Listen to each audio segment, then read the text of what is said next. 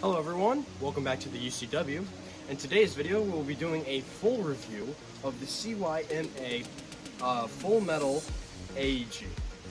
Now, first off, we're going to be starting from the front muzzle device, all the way back to the stock. This review will go through pretty much everything that is not including the internals, because all the internals are stock, so I'm not really going to go over that. However, we will be going all over the modifications that I've done to this thing, such as the red dot and magazine, blah blah blah. We'll also be going over the quality of this rifle, and not only will we be going over the quality of this rifle, but we'll be going over if this rifle is truly a really good rifle. Well, let's get into it. First off, we're going to start at the tip. Here we have your standard stock muzzle device. It is held in by, I believe, a pin that is right here in the bottom of the muzzle device. Now, it cannot really be seen from there, but it's not really anything too impressive. However, as you can see, we have this orange muzzle device. This orange muzzle device is made out of just cheap plastic, so there's nothing really too special about it. Moving back, we can see that we have the outer barrel. The outer barrel is solid metal and is matte black. Moving back a little further, we have the front sight post. If we turn this weapon over so you can see it a little better, we have the front sight post. This front sight post is held in by pins or some form of, it's being held in somehow. Either way, up top where the front sight piece is, the front sight piece can be manipulated to allow you to shoot at farther ranges with a tool that comes with this gun when you purchase it inside the box. Moving a little further back and rotating the weapon again, we here have a jerry-rigged flashlight. This is just your standard flashlight that I just, got for Christmas, and I taped it to the gun. And yeah, that's pretty much all it is. On the inside, you might be able to see this little silver metal piece. That silver metal piece has no actual performance functioning. I don't think it functions any way, shape, or form. However, it is in fact the gas tube, or the gas block, part of the gas block. It does not function as far as I know. It is in fact just there for looks. However, we now have this right here is the handguard. Now the handguard has no actual purpose like in real life when a handguard is meant to, not allow you to get your hand singed off because you've shot hundreds of rounds through your rifle and you accidentally touched your barrel. That wouldn't be good. But this is an airsoft gun, so you don't have to worry about singeing your hands off.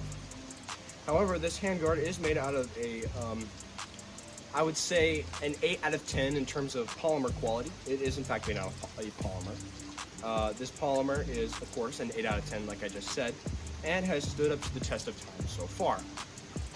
The paint has, of course, done its little wear and tear, but that makes it look a little bit nicer. Because it makes it look like it's been through some stuff.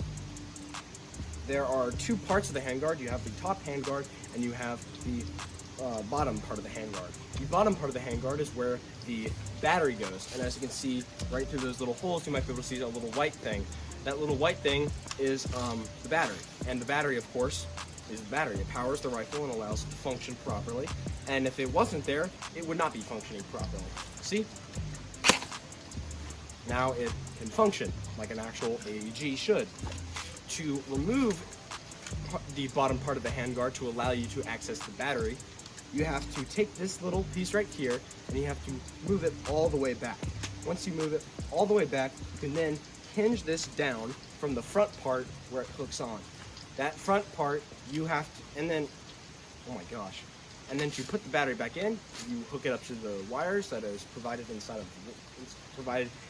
of the weapon, and then you take the bottom handguard and you hinge it up from the top down to the bottom.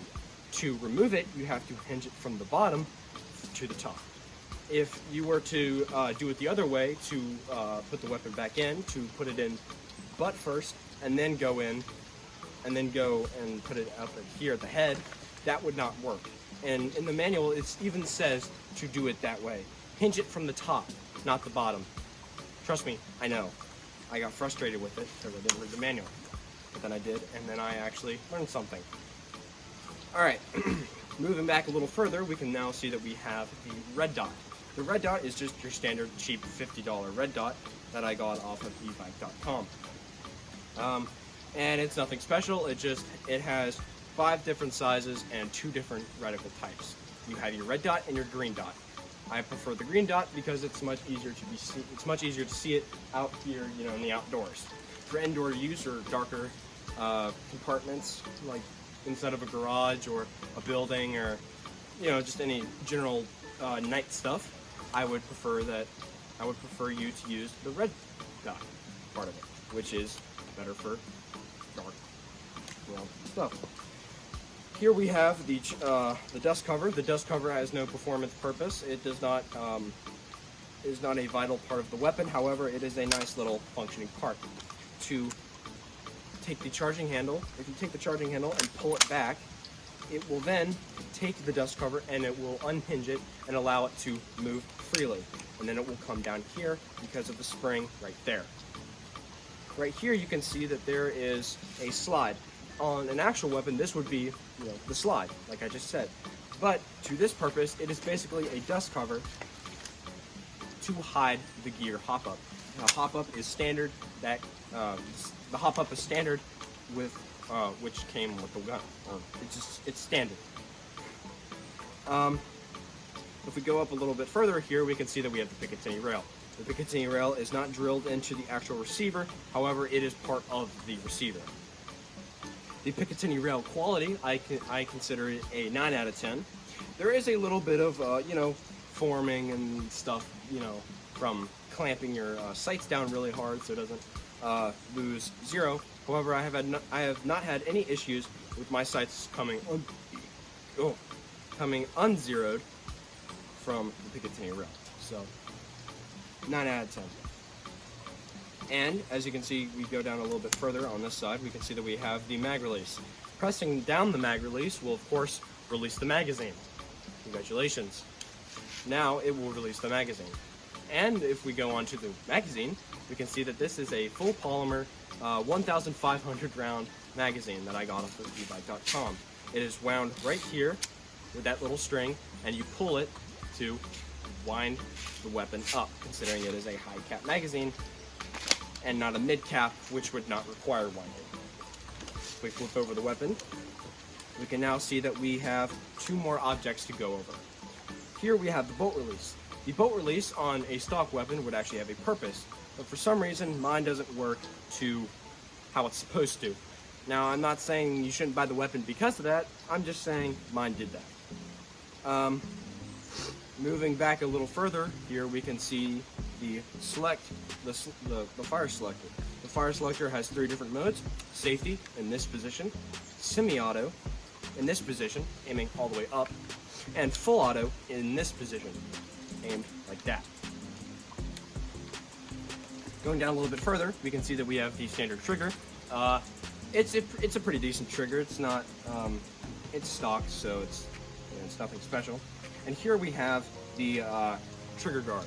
If we flip the rifle over again, you can see you might be able to see that there is a little pin, a little button right there. If you take the tip of a pinhead, which is what it says to do in the manual, you push that down, and then you can hinge this down to allow you to use this gun with snow gloves, which is a nice little feature that I have not seen. Here we have the polymer motor grip polymer motor pistol grip.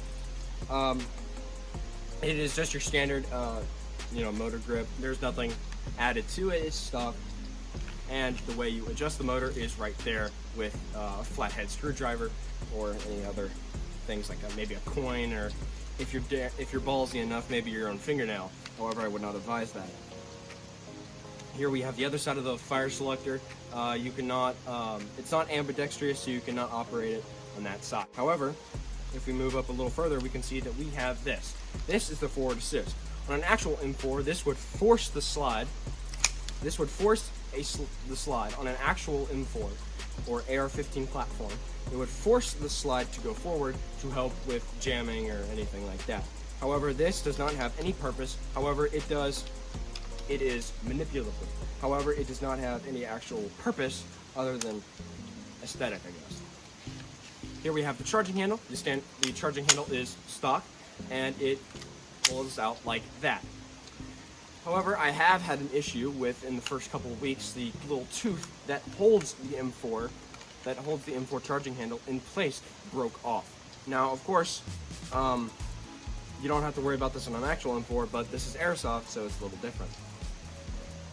As you can see, I can pull and manipulate the charging handle without having to pull the little tooth back, which is what you have to do on an actual M4.